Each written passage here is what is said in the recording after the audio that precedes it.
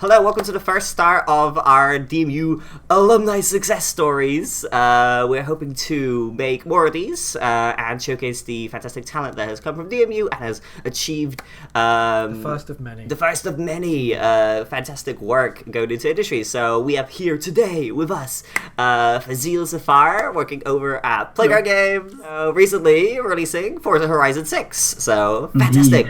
Yes, so quick intros of what we've got. Craig Mooney, program leader over at Game Art. Leader of Game Art, yes. Jesse, as well, lecturer on the course here, so we're here. Thank you, Faz, so much for being here with us.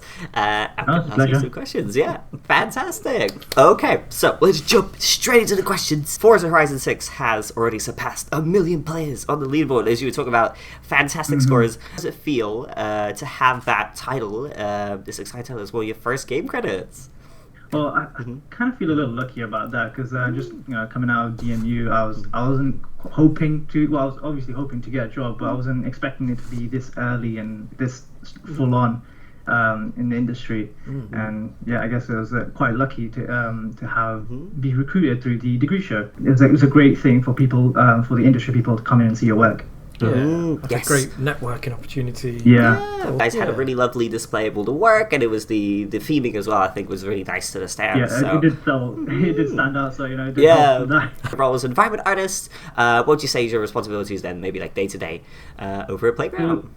Specifically, I'm on the roads team. There's multiple different disciplines in the environment art. We're about 50 people total environment artists, so being on the roads team, it's actually one of the more complicated systems at Playground, and working with that can be a little challenging. There's a lot of bug fixing you have to do and triaging, so it takes a little while to get your head around it, but if you're a little technically minded, which I could like to think I am, it was alright. I got used to it in the end. Yeah, I mean, going from building, didn't you have all the roads as well? The Steo, your FMP had the splines, all that stuff there, going to building roads over in Forza. I mean, that's exciting. Yeah. You got me a little intro to what how collisions work and how actually roads go into place. But it's a very different behind the scenes here, though. Oh yeah, especially on the. Do you use is it in-house the engine, or is it a? Yeah, we use Forza Tech, which has been developed since Forza Motorsport many years ago now. So that got inherited by Playground to make Forza Horizon. And it's been developed in-house ever since. Being strong. Yeah, it's all built around Forza, so and you're able to very push it. In that sense, because everything is so optimized for what we want it to be. It runs great on all platforms, really. Unreal is very good with generalizing everything. It's very easy to use and really easy to get into for beginners. And then for more customized engine, it's obviously a bit more complicated. Let's go to my question here, because I was thinking about how the map is massive in Forza 6. Which parts are your favorites? Are you working on the roads so everywhere? So I'm pretty biased, but the spots I worked on really. So I've done specifically the racetracks in Horizon 6. I've done the assets for the rumble strips that go around the circuits. The tire marks that are on the roads, multiple textures in different biomes, and then when we get into production, you do certain areas. So you dress up the area with storytelling, some potholes and patch repairs and lane lines and such, and you get to storytell, make it feel a bit lived in.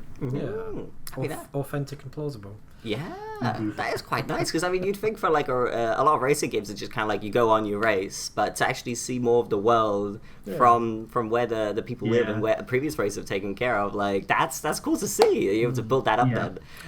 The stories, the racetracks are actually fun in that sense, because as I was working on them, just testing things out, Gameplay had already put in some of those time attack circuits, so as I'm waiting for stuff to update in the background, I'll just be racing around the circuit. That's fun! Actually, It sounds terrible. Yeah, it's such a terrible fun to have, is to race around. Oh, which car do you like from Forza that you race around with? Yeah. Before I joined, I wasn't very much of a car guy, but they had the default M4, BMW M4 as a default car, so that used to be the first things I started driving around in. But then as I started doing the track circuits, wanted to do better times, there was this Porsche 911 track GT3 or something. That I used to. It was a very nice track car, handled great, and that's what I used to drive around. Oh wow! The feel of the cars as well is crazily it's really so well done. It's captured like incredibly well. I'm always surprised at how different each car feels. And each car is a new learning curve you have to kind of get used to. This is it. There's a challenge in each one, which extends the gameplay for years, to be honest. In terms of going from, because you talk about as well popping from Unreal to Forza Engine, going from like student essentially into your role, is there any sort of advice that you'd pass on to anybody, environment artists popping into industry? Getting used to these Unreal workflows is good, but what's even better is understanding why you're doing things you are doing, and that really helps to translate your understanding to a different engine. And so these workflows change all the time, and they're never something you stick with. So understanding what underlying thing that matters is really important. What would you say, if we go back to your time at DMU, remember Game Art, what would you say were some relevant points that helped you out in your role? Well, to be honest, I personally like the traditional side of it, because I already came from a traditional background, and I loved kind of just taking my time, just drawing and relaxing a little bit, getting downtime from that. But that also helps you see better yourself as an artist and understand what makes something look good and beautiful. So I think that was quite valuable to learn. And some people are a bit too technically minded and don't understand how to, what makes a good composition, what's good lighting and values and stuff. And that goes to show in every single work. Like, we use a lot of substance designer here, and got to understand the concepts of big, medium, small, and composition, and everything is linked together, That's, isn't it? A good game artist is both technical and aesthetic, I would say. That's what we try to produce. They kind of come together and link in ways kind of unexpectedly. Almost like we planned it. Almost year by year. What would you say? What was your most proud thing to work on in terms of the roads you're quite happy with? A lot of my textures, they did make it into the game, and there's this one specific texture that got showed off in the got praised in IGN review as well, and I was quite happy about that. Oh my god! It got IGN direct call out in it. It was the stripy roads in the tunnels and stuff. And they look cool for multiple reasons. Is like that was using a road space texture rather than world space, which is around most of the world. Having road space, we have a lot more linear direction and just give you feeling of just a linear road, more linear detail. That was pretty cool to get praised, and a lot of the potholes and the cracks that were made on there, I was also called out. Some that were made by some of our members of the team. And it was great to see a lot of road appreciation, because you're just driving around at 200 miles an hour. You don't expect wait and look at this stuff. And you spend so much time perfecting these things, and it's very nice to be appreciated. People notice it because it's immersive, isn't it? That's the thing. You've made an immersive space. Some people took pictures of the manhole covers, which were uniquely scanned in Japan. Photographers go out in Japan, take these scans, and we clean them up and make them ready for the game. And on I think a Twitter post somewhere, it was nice to see people appreciating that too. That's a lot of detail, isn't it? So also, and to go to Japan and be like, yep, you're going to start scanning this in on location. It's like, that is, a lot of our textures start off like that. We've got those photographers, we actually scout out on Google Street View, see what locations we want to get photographed and photogrammetried, and we send them out there. They take the pictures, send them back, and we use those as references. Getting some really nice high resolution references is really important for getting some clean materials. Because when I first did the art test for Playground, I was quite surprised how high resolution the images were and how easily I could base my material off those references, because you can see everything that was there you need to make. You say it's kind of like it's rising up in the industry, in being the standard practice and how to make these kind of levels. It depends really what the asset you're scanning and putting into the game. A lot of the materials we like to make procedurally, because it gives us a lot more flexibility and control on art direction, and using those scans as reference is really helpful, just to understand how the material looks, feels, and reflects and stuff. Stuff like rocks, they can be scanned as well, but then again they need a bit of cleanup, because you'll get a lot of shrubs and stuff in the scan which isn't necessary for clean output. But yeah, most things are procedural.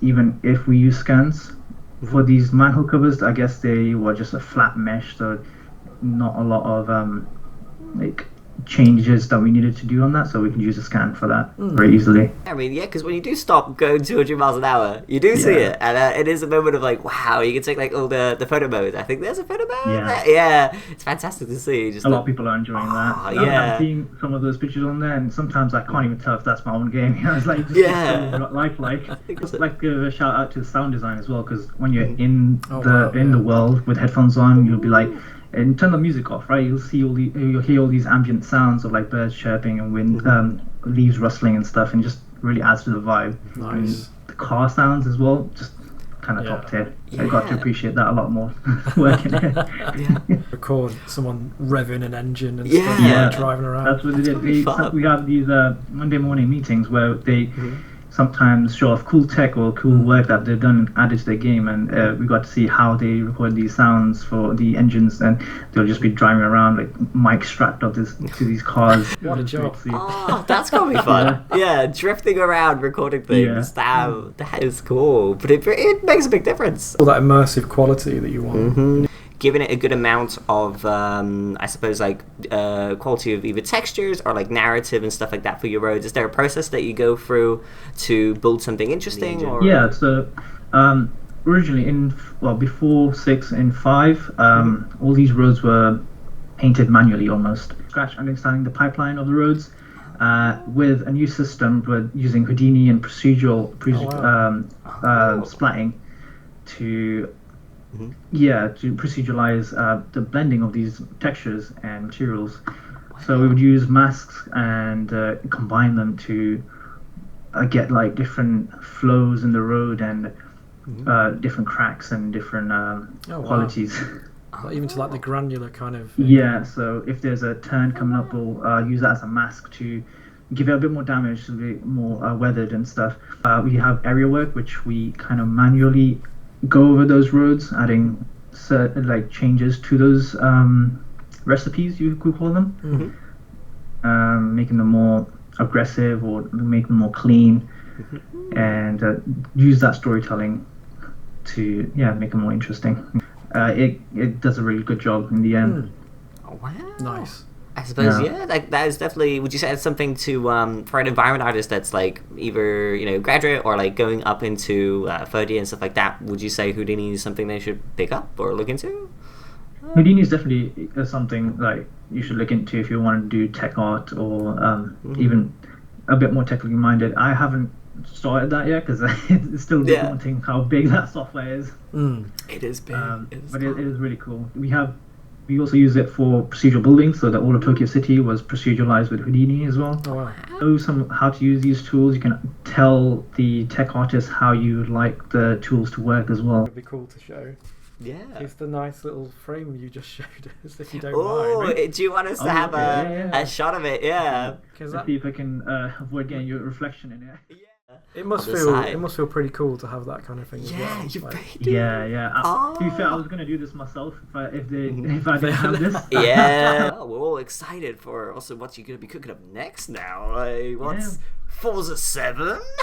Probably maybe, even 2. Maybe. Yeah, well, I mean, Forza Infinity. Yeah, because it's like a racetrack. Hey, yeah. I want credit for that. You want to go? Okay, you just get name suggestion, Craig Mooney on the back. So, that'd be fun. But yeah, I mean, oh my god, it's fantastic. So, thank you for your time, Faz. It's been fantastic seeing you as well. And well done. Well done. Oh, thank you. Yeah, Honestly, this is what we want to We see. couldn't have done it without you guys. Yeah. Oh, I mean, you were fantastic. So you did all the work. Yeah, you did.